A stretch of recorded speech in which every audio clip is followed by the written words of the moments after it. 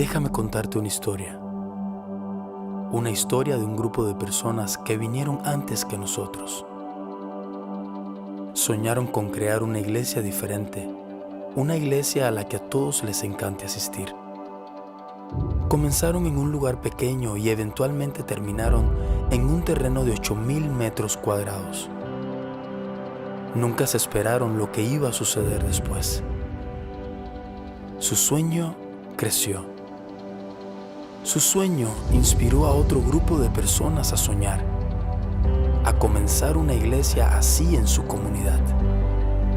Muchos otros se sumaron a ese sueño y la inspiración creció y sigue creciendo. Lideraron, sirvieron, amaron, y nuestras familias y comunidades son mejores por eso. Este es nuestro capítulo en una historia llena de generaciones. La historia de nuestra comunidad. La historia de la iglesia.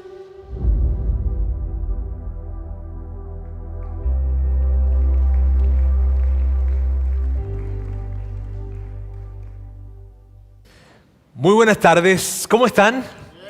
Mira, hoy es algo un poco diferente, algo muy especial, pero un poco diferente. Vamos a hablar de Salvado por la Iglesia. No es una serie, es solo un mensaje que vamos a dar el día de hoy, y esto se convierte en algo muy personal para mí. Esto de Salvado por la Iglesia es algo que es, la verdad, muy personal. Además de que esta semana nosotros podíamos celebrar 15 años de haber iniciado como organización, como Vida In. Tenemos 15 años y yo no sé si tú sabías, pero nosotros iniciamos hace 15 años en la ciudad de Saltillo. Bien, allá Juan Beriken, quien es el pastor fundador de Vida In, en ese tiempo se conocía como Vida Internacional, éramos Vida Internacional. Bien, y hace 15 años Juan inició Vida Internacional en Saltillo, luego le achicamos el nombre, se nos hacía que Vida Internacional era un nombre muy grande, y pues vidas, habían muchas iglesias Vidas en muchos lugares, y Vid también había. Entonces total de que llegamos a la conclusión de que Vida In era un buen nombre que nadie tenía. Esa fue la razón espiritual, está bien, por la que llegamos a ese nombre. Pero bueno, el punto es que hace 15 años iniciamos, y hace 5 años lanzamos o iniciamos este campus acá en Monterrey. Estamos próximos a lanzar nuestro siguiente campus en Ciudad de México, y eso ya va a ser bien pronto, con el favor de Dios, y estamos muy emocionados con esto. La verdad es que el tema de la iglesia local para nosotros es una gran pasión, y para mí es un gran asunto esto. Y cuando yo te digo iglesia local, me refiero a la expresión de la iglesia de esta forma, en un lugar como este, ¿está bien? A eso nos referimos. Así que es una gran pasión. Y mírame, nosotros probablemente, no sé si sepas, pero es algo tan apasionante para nosotros que nosotros ayudamos también a otras iglesias a que puedan crecer saludablemente, fuertemente o saludablemente en este modelo que nosotros hacemos como iglesia. Y tú me has escuchado muchas veces decir a mí que nosotros, lo que nos mueve a nosotros es hacer una iglesia en la que esas personas que no les gusta la iglesia, esas personas que se desconectaron de la iglesia, esas personas que dieron pasos con respecto a la iglesia y probablemente a Dios, les encante asistir a este lugar. Por eso cuando muchas veces yo te he dicho a ti, cuando tú hables con alguien y alguien te dice, no, mira, yo no soy de iglesia, no, a mí la iglesia no me gusta, o da pasos atrás cuando le nombran la palabra iglesia, o por lo que sea, en fin, a esas personas son las que más tenemos que invitar, porque esas personas creemos nosotros que esta iglesia puede gustarles. De hecho, nosotros hacemos toda la iglesia para que a ellos pueda gustarle, y de alguna manera le den otra oportunidad a la iglesia en sus vidas y una oportunidad a Dios en sus vidas también. Entonces, eso es lo que nos mueve y lo que nos apasiona. Ayudamos a iglesias en ese proceso de abrazar este modelo de iglesia en Torreón, en Durango, en Tijuana, en Pachuca, en Celaya, en Veracruz, en Mérida, y también fuera de México, también en Guatemala, en Panamá, en Costa Rica, en Cuba, en Venezuela, en Colombia, en Chile, iglesias hispanas en los Estados Unidos. O sea, y de verdad, sí, y juntos le ayudamos. Juntos, porque cuando tú estás aquí con nosotros y cuando tú eres parte de nosotros juntos estamos ayudando a todas esas iglesias para que en todas esas ciudades hayan iglesias en donde la gente que no le gusta ir a la iglesia, en donde la gente que no le gusta la iglesia, se conecte y puedan realmente darle una nueva oportunidad a Dios y a la iglesia en sus vidas. Entonces es algo que nos apasiona, te digo, no es poca cosa para nosotros, no es poca cosa para mí este asunto. Mírame, y hay muchísima chamba alrededor de hacer una iglesia. A mí me da gracia cuando alguien se me acerca y me dice, y además de la iglesia, ¿qué haces tú? Mira, hay tantas cosas que hacer en una iglesia y para poder lograr lo que logramos.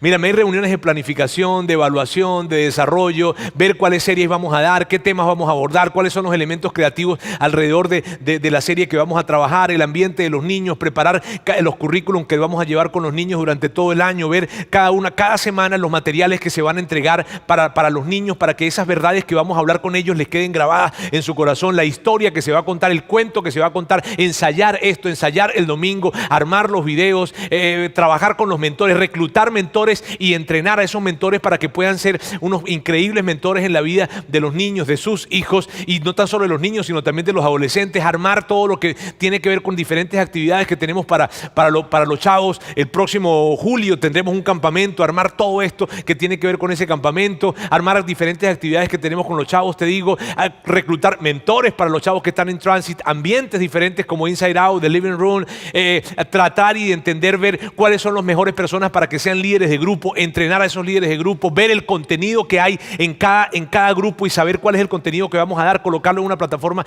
que sea accesible, buscar a personas que puedan hacer el trabajo de darle seguimiento y cuidado a cada uno de los líderes de grupo, trabajar también y ver qué personas pueden levantar la mano para ser consejeros de nuestra red de cuidado, y entonces a través de esa red de cuidado entrenarles, formarles, y que cuando alguien levante la mano y diga, oye, yo quisiera consejería, yo quisiera que me den un consejo en mi vida relacional, te estoy pasando situaciones en mi vida, en mis finanzas, en mis relaciones con mis hijos, alguien pudiese de repente apoyarme, que hayan consejeros que puedan acompañarles en ese proceso. Hay muchísima chamba y no te estoy diciendo todo lo que hay. O sea, es muchísima chamba, y tal vez cuando tú escuchas todo eso tú dices, ¿y por qué lo hacen? O sea, ¿por qué hacen todo eso? ¿Acaso ya no hay iglesias en esta ciudad? ¿Acaso no hay suficientes iglesias? Y te digo, de seguro tú viniste para acá y dependiendo de dónde venías, pasaste 4, 5, 6, 7 iglesias. Alrededor de nosotros hay más iglesias, pero entonces ¿por qué hacemos esto? Y de eso se trata el día de hoy, de darle respuesta a esa pregunta, ¿por qué hacemos eso? ¿Cuál es la razón de que hacemos lo que hacemos? ¿Cuál es la razón en que más o menos las 25 personas aproximadamente que formamos parte del staff de Vida In en los diferentes campus que tenemos, todos esos le hemos dicho no a nuestras carreras profesionales y hemos dejado nuestra carrera profesional para dedicarnos a esto? ¿Cuál es la razón? La razón por la que te digo, es mi compromiso velar porque nuestra iglesia, Vida In, en los diferentes campos en donde vayamos a estar, tenga ese color de ser una iglesia para gente que no le gusta la iglesia. Es mi compromiso ver más iglesias y más lugares en donde poder iniciar. Es mi compromiso ver qué vamos a hacer con respecto a este lugar. Vamos a ir a otro lugar, vamos a ir a un lugar más amplio. Los horarios que tenemos probablemente no son los mejores, entonces tenemos que redefinir esto. Tenemos que ver probablemente si vamos a abrir más bien un campus más pequeño en algún lugar de la ciudad. Esta semana estábamos hablando acerca de eso. Es mi compromiso, es mi pasión. ¿Y por qué? ¿Por qué? ¿Por qué haces eso? ¿Por qué es tu pasión? ¿Por qué dejaste lo que dejaste y te dedicas a esto? ¿Por qué? Te voy a decir por qué. Porque la iglesia salvó mi vida. Mira bien, por eso esto es algo tan personal para mí. La iglesia salvó mi vida.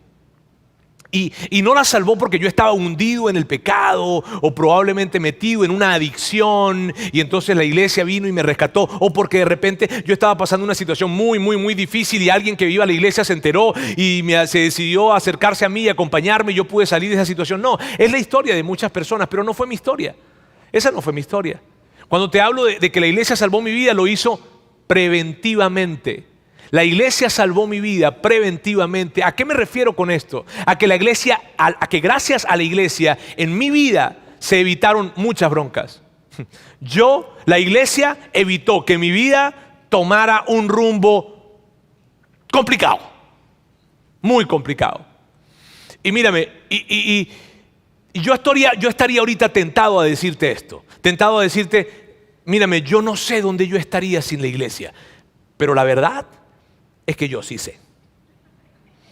Yo más o menos sé dónde estaría. ¿Por qué? ¿Por qué yo sí sé? Porque yo me conozco. ¿Sabes? Tú conoces a Roberto el pastor. A Roberto el del escenario, el que predica, y ese Roberto conoces. Pero yo conozco a Roberto. Y yo sé. Yo, antes de ser pastor, yo fui hombre. Bueno, sigo siendo, no está bien, pero me refiero que antes de pastor fui hombre. Antes de pastor fui estudiante de preparatoria. Antes de pastor fui universitario, fui estudiante de la universidad. Antes de pastor fui soltero. Y si alguien viniera y sacara de mi vida, si alguien ve mi vida y sacara todo lo que yo viví en la iglesia local, todo lo que aprendí, todos los versículos que me memoricé, todas las clases de escuela dominical a las que fui, todas las enseñanzas a las que fui expuesto, todas las relaciones que construí, todos los campamentos a los que fui, si alguien viniera y sacara de mi vida todo lo que tiene que ver con la iglesia local, te puedo decir con toda seguridad que mi vida sería un total y absoluto desastre. Jamás estaría casado. Tengo 18 años de casado. Tengo una esposa maravillosa, tengo unos hijos espectaculares y tengo una vida que amo vivirla y me encanta vivirla y estoy honrado y orgulloso de vivirla. Pero nada de eso hubiese sido posible si yo saco la experiencia de la iglesia de mi vida. No, mírame, por eso yo amo la iglesia local, la amo. Si hay alguien que puede ver en mi vida algo por lo cual admirar, tiene que ver con la iglesia local. Y por eso yo te digo, la iglesia salvó mi vida. La salvó. Mírame, por eso cuando yo pienso en el campamento de jóvenes que vamos a tener en julio, yo pido a Dios y he estado pidiendo a Dios, Dios, por favor, que los chavos que estén allá tengan una experiencia contigo, que sean marcados por esa experiencia, que haya algo en ese campamento que los haga ser impactados por ti, que entonces puedan involucrarse más en la iglesia local y que de alguna manera ellos puedan experimentar lo que yo experimenté en la iglesia y que no tengan que estar viviendo cosas que no tienen por qué vivir y que no es necesario tocar fondo para aprender. Y eso es algo que mueve mi corazón, ¿sabes? Y por eso, mira, por eso yo estoy tan agradecido con la iglesia local. Y estoy tan agradecido con ustedes también. Porque cuando ustedes vienen acá, cuando ustedes sirven acá, cuando ustedes dan de sus finanzas acá, cuando ustedes invitan a otra persona, juntos estamos salvando la vida de mucha gente. Y cuando hablo de salvar la vida, probablemente tú digas, bueno, salvar la vida se refiere a que bueno, que en algún momento iremos al cielo. No. Bueno, eso sí, pero es más práctico que eso. Porque hay una gran realidad entre el momento en que nosotros estamos aquí y al que nos vayamos a morir, ¿cierto? ¿Y qué va a pasar en ese tiempo? ¿Podemos tener una gran vida? Sí. Y la iglesia local para mí significó la posibilidad de tener una vida espectacular. La iglesia local salvó mi vida. Y en términos prácticos, Roberto, ¿a qué te refieres? Y yo quiero hablarte de algunas cositas que fueron mi experiencia y que creo que pueden haber sido la experiencia tal vez de muchos también. La primera es esta: la iglesia le dio forma a mi conciencia moral y ética. Fue la iglesia la que le dio forma a mi conciencia moral y ética. Mira bien, en la iglesia yo aprendí que yo no debía tratar mal a las personas, que todas las personas que estaban alrededor de mí eran mi prójimo y que independientemente de que actuaran de una manera diferente, pensaran de una manera diferente, hablaran de una manera diferente, inclusive creyeran en cosas que yo no creía, yo tenía que tratarlas con respeto y con dignidad. Fue en la iglesia en donde lo aprendí. Fue en la iglesia donde yo aprendí que independientemente de que cuál fuera su orientación, su religión, su lo que sea, yo tenía que tratarles con dignidad. Fue en la iglesia que yo aprendí que a la gente no existía para ser manipulada, que yo no tenía que acercarme a las personas porque puedo tener algo a cambio. Entonces, como yo puedo conseguir algo a cambio de alguien, me acerco para obtener esa amistad, para luego tener algo a cambio. Fue en la iglesia donde yo aprendí que eso no estaba bien. Fue en la iglesia donde yo aprendí que las personas no eran un medio para un fin, sino que las personas eran un fin en sí mismas. Fue en la iglesia la que me lo enseñó. Fue en la iglesia donde yo aprendí que las personas eran más importantes que las cosas, que lo espiritual era más importante que lo material y que lo eterno es más importante que lo temporal. Fue en la iglesia que lo aprendí. Y fueron enseñanzas espectaculares que recibí. En la iglesia, amigos, yo aprendí que todas las mujeres que yo trataba tenía que tratarlas como si fueran mi hermana. Y que tenía que cuidar la forma en cómo me acercaba y que yo no tenía que tratar de acercarme buscando un interés o un acercamiento sexual de alguna forma. Y cuando estás en la universidad y cuando eres soltero, eso es un gran asunto. Pero en la iglesia yo aprendí esto. Yo aprendí que con cada mujer con que yo me relacionaba tenía que tratarla con dignidad y no estar buscando algún interés o alguna movida sexual para satisfacer algún tipo de placer que yo tenía y que yo quería. Fue la iglesia. De hecho, la verdad me costó aprenderlo. ¿Por qué? Porque yo no tenía hermanas. Pero ¿sabes cómo lo aprendí? Lo aprendí porque en la iglesia me enseñaron que cada mujer era hija de Dios. Y que cuando yo iba a tratar a cada una de ellas y yo llevaba motivaciones ocultas y yo quería realmente usarla, yo tenía que rendirles cuentas a su papá. Y ese papá era mi Padre Celestial. Entonces yo no me quiero meter en bronca con mi suegro, que es mi padre. Y eso lo aprendí en la iglesia. Fue parte de mi formación. En la iglesia yo aprendí a ser responsable. Porque en la iglesia yo aprendí que yo iba a rendir cuentas delante de Dios de todo lo que yo hiciera. Todo lo que yo hiciera, yo iba a rendir cuentas delante de Dios. Entonces aprendí a ser responsable, a cuidarme lo que yo hacía y a cuidarme lo que me involucraba y a cuidarme lo que decía y lo que no decía. Y en lo que me comprometía y en lo que no. En la iglesia aprendí que todo pecado tiene consecuencias. Mírame bien, en la iglesia aprendí eso. Y que no se trata de que Dios, tú sabes, está tratando de castigar a alguien porque el pecado. No, es que toda cosa tiene consecuencias. Si tú no estudias para el examen, pues repruebas. Es que Dios hizo que yo reprobara el examen. No, chico, no estudié. Y aprendí que en la vida hay consecuencias, viejo, y que si tú haces algo, pues tienes consecuencias, así de sencillo. Aprendí que el pecado, y esto fue una gran enseñanza, aprendí que el pecado tiene dos grandes elementos, el placer y el precio que pagas por eso. Y normalmente el placer es así chiquitico, pero el precio que pagas por ese placer es tan grande que puede inclusive pasar toda la vida pagando ese precio. Y caminar con una gran vergüenza a lo largo de toda tu vida por ese pequeño momento de placer. De hecho, recuerdo claramente un texto que me memoricé. Decía, este era el texto y que me ayudó, no te imaginas cuánto. El pan comido en oculto es sabroso, pero su final es amargo como el ajenjo. Y yo aprendí eso. Entonces cada vez que quería comer pan en oculto, recordaba que al final de ese bocado me iba a quedar un sabor tan amargo que muy probablemente la manera en la que yo iba a ser recordado iba a ser por ese sabor. Entonces yo no me involucraba en muchas cosas que podía involucrarme. En la iglesia yo aprendí que debía perdonar. Que yo tenía que tener cuidado de lo que tenía en mi corazón con respecto a alguien. Porque cada vez que había algo en mi corazón que contra alguien, yo tenía que perdonar porque esa forma, eso que estaba en mi corazón no me iba a permitir ver las cosas como realmente eran. Entonces yo aprendí en la iglesia que debía perdonar. Mira, yo aprendí en la iglesia y típicamente, ¿sabes? De alguna manera nosotros nos criamos de alguna forma con el hecho de que cuando alguien te hacía algo, pues no lo perdonabas y era como meterlo en una prisión. Y meterlo en esa prisión y pasarle llave a esa prisión y dejarlo ahí metido. Pero ¿sabes qué? En la iglesia aprendí que no, que era lo contrario, que cuando yo no perdonaba, yo era el que me metía en esa prisión.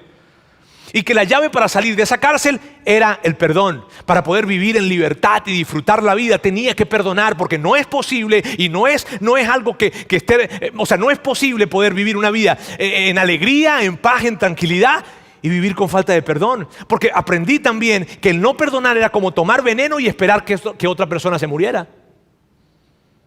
No tenía sentido. Yo aprendí esto. De hecho, mira lo que aprendí. Aprendí que cuando alguien me ofendía, inclusive si yo había sido el ofendido, yo aprendí a que yo debía acercarme a esa persona y tratar de arreglar las cosas. Y ver si inclusive algo que yo hice también generó eso. ¿Qué? Lo aprendí en la iglesia. Yo aprendí eso en la iglesia. Aprendí en la iglesia que el enojo no podía dirigir mi vida. Que sí es verdad que me podía enojar, pero no era que el enojo venía para tomar el volante de mi vida y darle forma a mis palabras y darle forma a mis acciones y darle forma a mis decisiones. Cada vez que llegaba el enojo y veía que estaba tomando el volante de mi vida, yo inmediatamente, cuidado, porque no puedes manejar mi vida. Aprendí que yo debía confesar mis pecados y que debía confesar mis pecados no solamente a Dios, sino que debía confesar mis pecados también a esa persona a quien ofendí. Sino que si yo ofendía a alguien, de alguna forma tenía que pedirle perdón a Dios, pero también a esa persona. Y que si había alguna manera en que yo tenía que restituir lo que había hecho, debía hacerlo. Si había maneras de restituir lo que yo hice, debía hacerlo.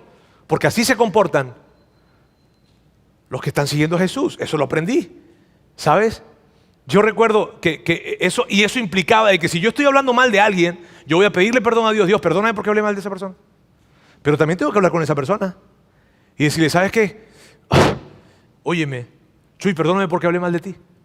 Pero también tenía que ir a hablar con la persona con la que yo hablé mal de Chuy. Complicado, ¿verdad? Mejor no hablo mal de nadie. Sí, eso lo aprendí y de esa forma lo aprendí. Aprendí que yo tenía que confesar mis pecados.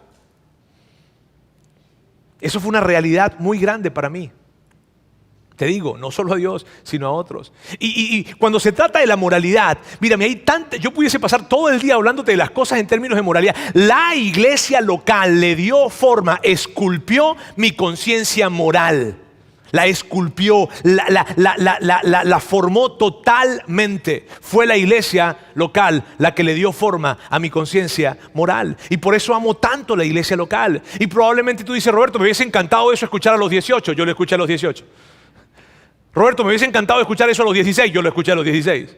Roberto, me hubiese encantado escuchar eso antes de casarme. Yo lo escuché antes de casarme. Y te digo y te repito, si yo no hubiese escuchado lo que escuché y lo que aprendí y lo que absorbí antes de casarme, jamás estuviera casado hoy en día. Y no tan solo casado, sino bien casado. ¿Sabes? La iglesia local hizo eso en mí. Y por eso me encanta cuando nosotros estamos pensando en generar campamentos y más ambientes para que los chavos, los jóvenes y los solteros puedan estar expuestos a este tipo de enseñanzas y conversaciones, para que no tengan que pasar, para que no tengan que tocar fondo, para que puedan evitarse broncas en la vida. Y por eso vamos a hacer lo que sea necesario para que los niños se graben los principios que están escritos para ellos. Y los chavos y los jóvenes, por eso hacemos lo que hacemos, por eso hacemos todo esto. Otra de las cosas que la iglesia inculcó en mi vida fue esto. La iglesia inculcó un sentido de propósito. Mírame, desde pequeño, desde que yo era pequeño, yo me crié con este mensaje. Yo me crié con el mensaje, Robertico, tú eres un hijo de Dios. Y tú naciste con un propósito increíble. Tú vas a hacer algo sumamente grande para Dios. Ni te imaginas. ¿De verdad? Sí. Dios te creó para un propósito. Y yo crecí creyendo esto. Yo crecí aferrado a que mi vida era una vida con propósito. Que yo no llegué aquí a hacerme bien para mí mismo, sino que yo llegué aquí para hacer algo increíblemente grande para Dios. Y eso, ¿sabes qué hizo? Eso hizo que cada decisión que yo tomara, yo le preguntara a Dios, ¿esta es tu voluntad? ¿Este es tu plan? ¿Este es tu propósito? Inclusive, antes de casarme y en el proceso de noviazgo con mi esposa, yo le decía, ¿voy bien? ¿Es ella? ¿Soy yo? No. Pero aún en medio de eso, cada decisión que yo tomaba, la tomaba en función, hey Dios, ¿sabes qué? Este es tu plan, este es tu propósito, este es el... Mira, en la iglesia yo descubrí mis talentos, mis habilidades, mis dones, mi temperamento, mi personalidad. Allí la descubrí. ¿Y sabes qué fue increíble? Que gracias a que yo pude descubrir eso dentro de la iglesia, me evité el estar tratando de ser alguien más que yo no era. Sino que como yo sabía quién era y sabía el diseño que Dios había hecho en mi vida, entonces me enfoqué en ser cada vez más yo. Porque cuando yo trato de ser más yo, estoy tratando de ser más el diseño que Dios hizo para mí. Y eso hizo que yo creciera con una autoestima saludable. No tratando de absorber valor de las cosas. No me hacen falta.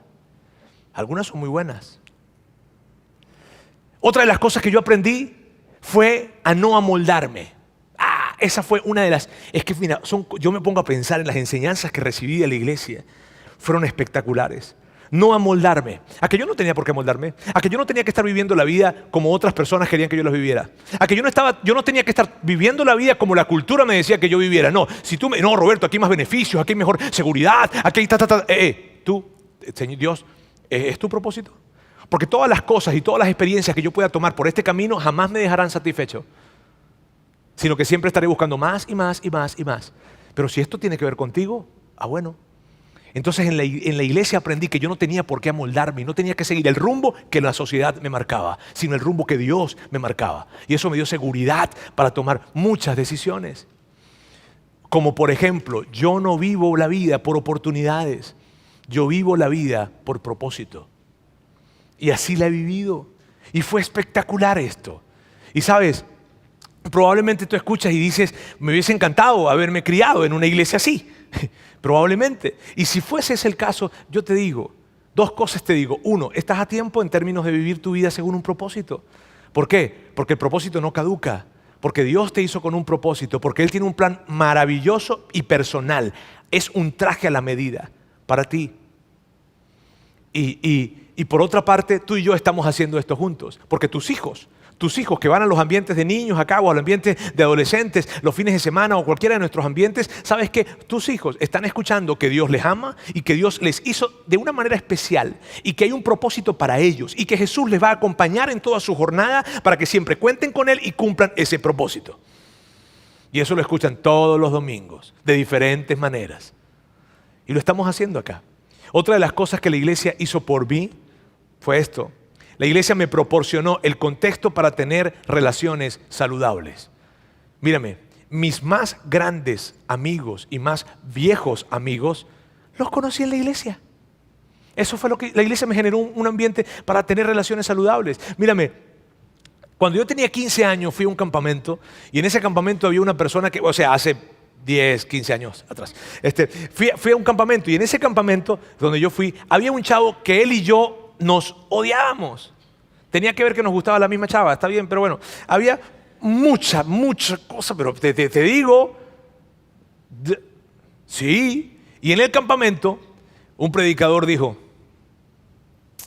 si hay alguien aquí con el que tú tienes algo, hay algo que no está bien con esa persona, hay un rencor, hay una rencilla, hay algo, acércate. Y habla con él y trata de resolver las cosas. Y yo, no puede ser, ¿por qué vine a esta onda? No puede ser. Y ahí me tenías a mí caminando, a hablar con él caminando, a hablar conmigo.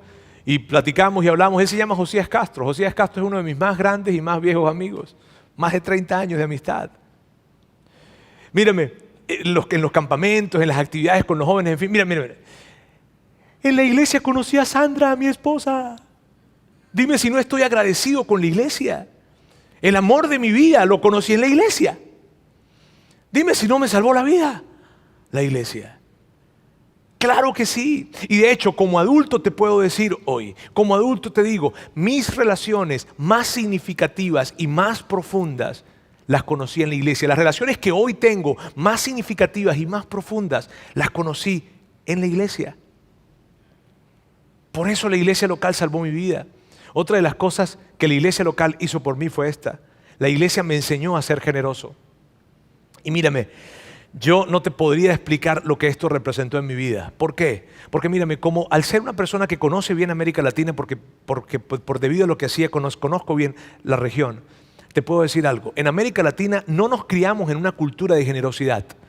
En América Latina no nos creamos en una cultura de generosidad. Nos encanta la gente, admiramos la gente que es generosa, pero nosotros no lo somos naturalmente. Fue en la iglesia en donde yo aprendí que de cada 10 pesos yo tenía que dar 1. De cada 100 pesos tenía que dar 10. De cada 1000 tenía que dar 100. De cada 10,000 tenía que dar 1000. Fue en la iglesia que lo aprendí. Allí fue que lo aprendí. Y entonces, ¿qué fue como yo me crecí de esta manera? Desde que tenía 6 años, desde que me daban el domingo, que hay veces ese domingo era largo, no llegaba nunca. Pero cada vez que me daban un domingo y me crié de esa manera, yo tomaba 10% y lo entregaba a la iglesia local. Y luego aprendí que yo debía dar a otras personas también. Y entonces me crié en mi vida tomando el 10% de todo lo que me entraba y lo daba a la iglesia local y el otro resto se lo daba a alguien que yo veía que estaba necesitando a alguien o a alguien en necesidad o a alguien que yo quería dárselo. Eso lo aprendí en la iglesia local. Y mírame bien, nunca ha existido en mi corazón un debate o una conversación, un diálogo interno de ¿debería dar o no debería dar? Esto como que es mucho. ¿Y sabes por qué? Porque yo me crié así. También he aprendido esto. He aprendido que en la vida, en mi oficio como persona que sirve en una iglesia, Y ahora como pastor, también me di cuenta de algo, que las personas que no aprenden esto temprano en su niñez, de adultos les es más difícil.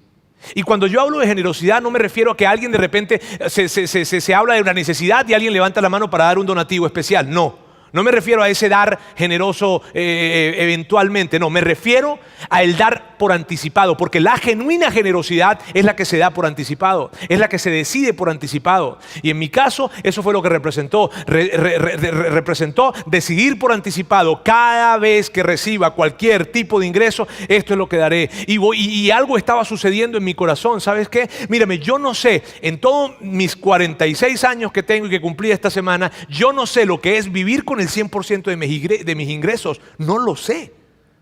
No lo sé. ¿Por qué? Es que Roberto, ¿eres tan espiritual? No, es que así me lo enseñaron en la iglesia. Y sabes, estoy tan agradecido por eso, porque eso hizo algo dentro de mí que ninguna otra cosa pudiese hacer. Eso cuidó mi corazón de una manera increíble. La generosidad hizo que yo no me perdiera en el más profundo de los egoísmos y que creyera que la vida se trata de mí y que todo lo que entra me lo tengo que gastar en mí y en los míos. Hizo que yo tuviera la mirada más sensible a otras personas y estar buscando oportunidades para poder dar a otros. Hizo que mi confianza en Dios siempre se mantuviese en Dios y no en lo que tengo. Hizo que, de hecho, me cuidó de que mi vida no fuera guiada por el dinero. La generosidad es algo que me emociona tanto porque me encanta que mis hijos se estén criando de esa forma. Y que mis hijos puedan ver su familia y en su iglesia que la generosidad es un estilo de vida y que es el mejor estilo de vida. ¿Acaso tú has conocido a alguien que te presenten y te digan, permíteme presentarte, él es tan avaro? No hay nada de qué presumir de eso. Mírame, la generosidad es una invitación que se le extiende a Dios, y esto lo aprendí en la iglesia. Es una invitación que se le extiende a Dios a que pueda involucrarse en mis finanzas. Y todos quieren que Dios se involucre en sus finanzas, ¿sabes? Todos. Si tú alguna vez has dicho, Dios, ayúdame a conseguir un empleo, ayúdame a conseguir un proyecto, un trabajo, tú quieres que Dios se involucre en tus finanzas. Si tú has dicho, Dios, ayúdame a pagar estas cuentas, ¿cómo hago para pagarlas? Tú has querido que Dios se involucre en tus finanzas. Si tú has dicho, Dios, ¿cómo hago para pagar la universidad de mis hijos el día de mañana? Tú quieres que Dios se involucre en tus finanzas. Todos queremos esto. Y yo doy gracias a Dios, ¿sabes por qué? Porque fue una invitación que yo pude hacerle a Dios temprano en la vida, desde pequeño. Y yo sé que este tema es un tema incómodo. Yo sé que cuando tú hablas acerca de esto, tú no hablas, yo hablo. Cuando yo hablo acerca de esto, cuando se habla acerca de esto en un lugar como este y tú trajiste un invitado hoy, ay, no. Ahorita vamos a recoger una ofrenda, pero no pasa nada. Yo sé que se genera tensión, pero quiero decirles algo con el corazón. No se trata de algo que Dios quiere de ti, se trata de algo que Dios quiere para ti. Y por eso amo la iglesia local. Y yo no pudiese parar de hoy, pero yo sé que tenemos que irnos, ¿verdad? Yo no pudiese parar de hablarles de todo lo que la iglesia local me salvó e hizo por mí. Por eso mi conclusión, amigos, hoy en día como adulto, y la razón por la que nosotros hacemos lo que hacemos y por la que yo hago lo que hago y por lo que tú me has escuchado a mí decir que yo me voy a morir haciendo esto, es por lo siguiente. Porque seguir a Jesús hará que tu vida sea mejor y te hará mejor para la vida.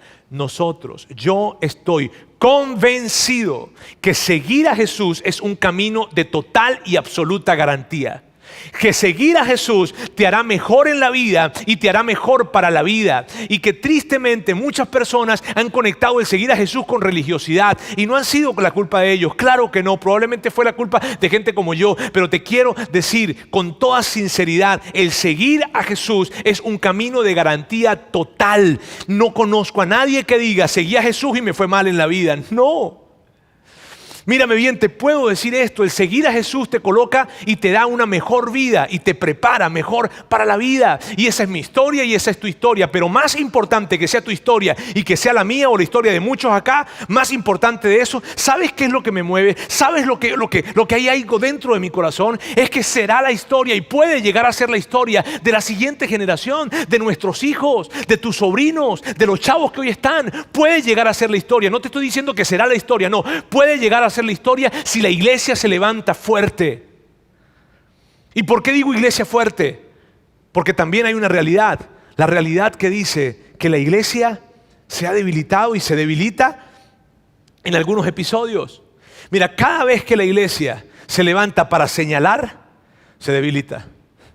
Cada vez que la iglesia se levanta para juzgar y para decir todas esas cosas que están mal, en lugar de señalar el camino hacia Dios, se debilita.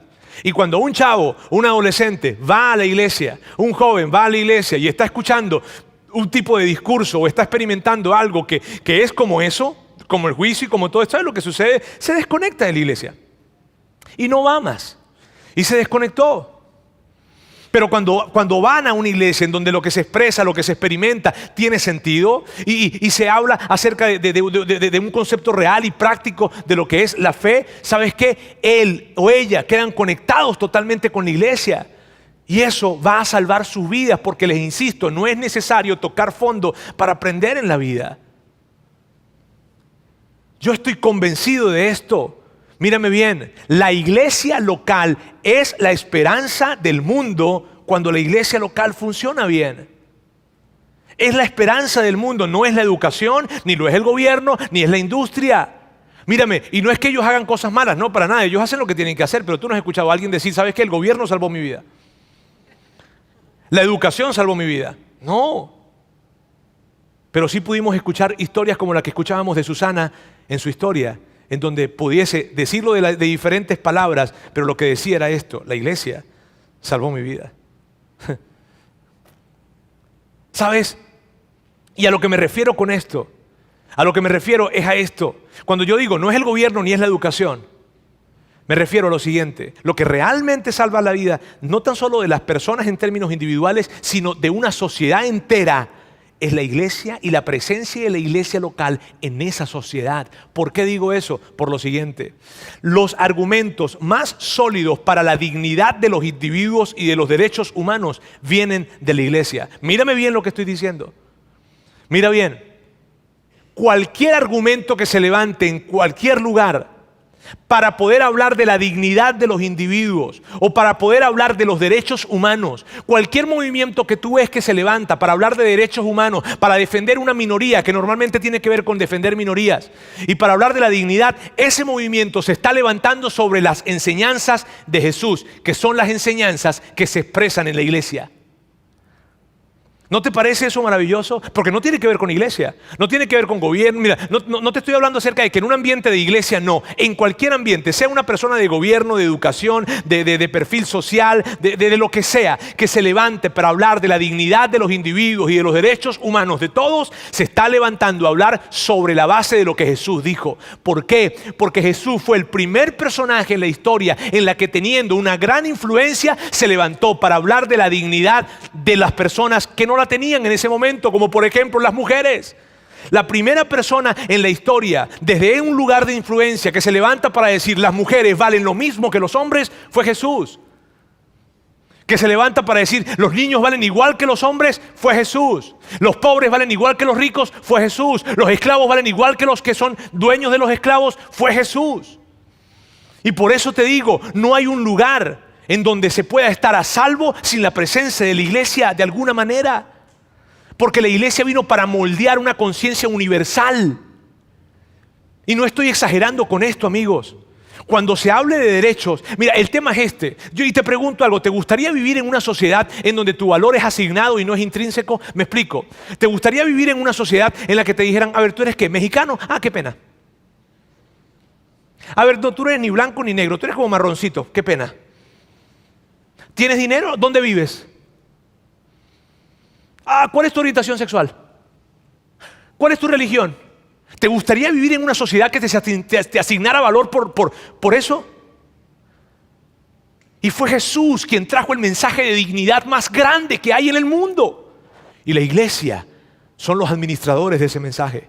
Somos los administradores de ese mensaje. Y yo entiendo que tú puedas decir, Roberto, sí, pero es que la iglesia ha cometido tantas locuras. Y es verdad. En la iglesia ha existido abusos, ha existido manipulación, ha existido juicios, control, corrupción, sí. Pero amigos, con respecto a eso, yo lo entiendo. Hay gente que representa a la iglesia y que ha hecho cosas malísimas. La iglesia como institución tiene episodios en la historia que son muy, muy lamentables. Pero con respecto a eso, yo te digo dos cosas. Una es esta. No podemos decir que la iglesia, en términos generales, está sumamente mal, porque hay algunos episodios en la historia que fueron muy tristes. Eso es como que si yo dijera, ¿sabes qué? Yo conocí un mexicano que es muy malo. ¿Todos los mexicanos eran malos entonces? Claro que no. Es una señal de inmadurez generalizar de esa manera. Y con respeto lo digo. O sea, sí, claro que ha existido en la iglesia episodios muy vergonzosos, pero por eso no podemos decir que la iglesia en general está mal. Y por otra parte, cuando alguien se levanta a condenar, la iglesia, desde que hay abuso, hay manipulación, hay juicio desmedido, hay corrupción, en fin, mi pregunta es esta.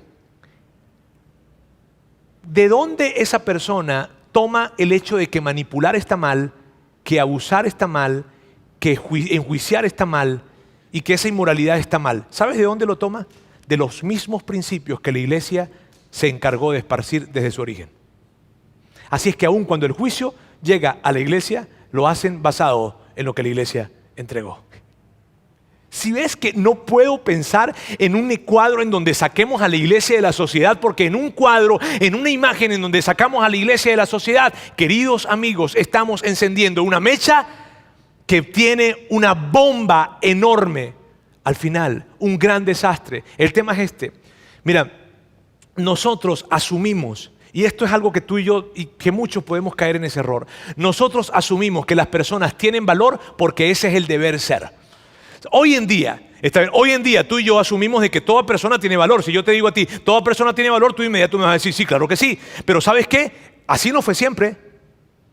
Hace años atrás, las generaciones antiguas, las culturas antiguas, creían que la compasión y la misericordia era una señal de debilidad. Y quien se levanta para hablar acerca de esto, te insisto, fue Jesús. Él es el que entregó dignidad. Si no, las personas fueran valoradas en función a lo que tienen, a lo que son romanos, son judíos, tienen, no tienen, es amo, es esclavo, de qué color es su piel, de qué parte viene, en fin. Fue Jesús quien entregó esa dignidad. Por eso no me canso de decir y me atrevo a decir que la iglesia local es la esperanza del mundo.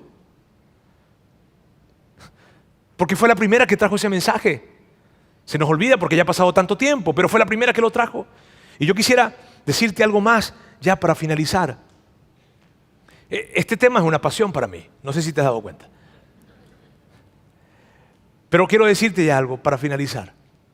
Hay un episodio, y que tengo que decírtelo porque es central, es algo central de lo que estamos hablando. Hay un episodio en que Jesús hace 2000 años estaba caminando hacia una ciudad que se llamaba Cesarea de Filipo. Y en esa caminata, él habla con sus discípulos y les dice, óigame, cuénteme qué está diciendo la gente de mí en la calle. ¿Qué dicen quién soy yo? Y están hablando, le dicen, bueno, unos dicen que tú eres un profeta reencarnado, otros dicen esta cosa, otros dicen la otra, Y él dice, ¿y ustedes qué dicen? ¿Ustedes qué dicen? Y por ahí se levantó Pedro y dijo, la famosa frase que muchos de nosotros hemos escuchado. Y Pedro dijo, tú eres el Cristo, el Hijo del Dios viviente. Que se volteó Jesús y órale. Sí. De hecho, fue tanto para Jesús que le dijo, eso no lo tuviste que haber dicho tú, porque tú. Dios te lo tuvo que haber revelado. Y mira esto, y quiero que estés muy atento con esto que te voy a decir ahorita, y que lo que vamos a leer ahorita acá. Mira bien, sobre todo si tú no eres un seguidor de Jesús. Mira bien. Cada vez que yo pienso en ese episodio, cada vez que yo reflexiono en eso, el impacto que me da, la verdad, es enorme. Porque ese cuadro está compuesto por 12 personas que estaban perdiendo muchísima popularidad y muchísima influencia, que eran unos forajidos, que su líder iba a ser apresado e iba a ser crucificado unos días después, que uno de ellos lo iba a traicionar, que otro lo iba a negar y que 10 iban a huir cuando lo apresaran. O sea, un equipo espectacular para formar cualquier organización. Sin embargo, Jesús los vio a la cara y vio a Pedro y le dijo esto que tú no entiendes cómo. Eran 12 personas, por Dios. ¿Y qué tipo de personas? Y esto es lo que les dice.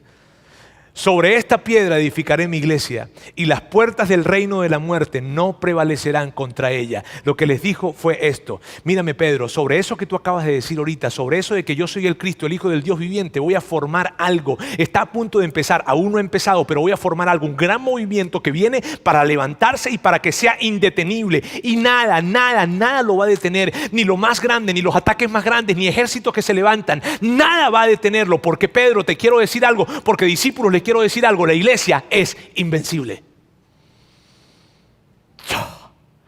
Y decir eso hace 2000 años, sin saber qué iba a pasar, es fácil. Yo puedo decirte a ti, la iglesia es invencible, los próximos 2000 años nada va a pasar, yo me voy a morir dentro de no sé cuántos y me voy. Pero ver eso hoy, 2000 años después, y que nosotros comprobemos que lo que Jesús dijo se cumplió, y que después de 2000 años, a pesar de todos los ataques que la iglesia ha tenido y a pesar de todas sus grandes equivocaciones, ha prevalecido. ¿Sabes qué? La iglesia es invencible. Y por eso, y esa es la razón por la que nosotros hacemos esto.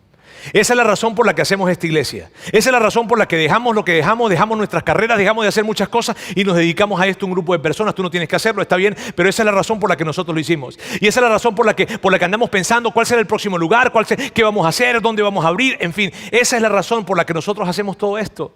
¿Sabes? Esa es la razón por la que tú me has escuchado a mí decir muchísimas veces que yo me voy a morir haciendo esto y ojalá que me muera predicando.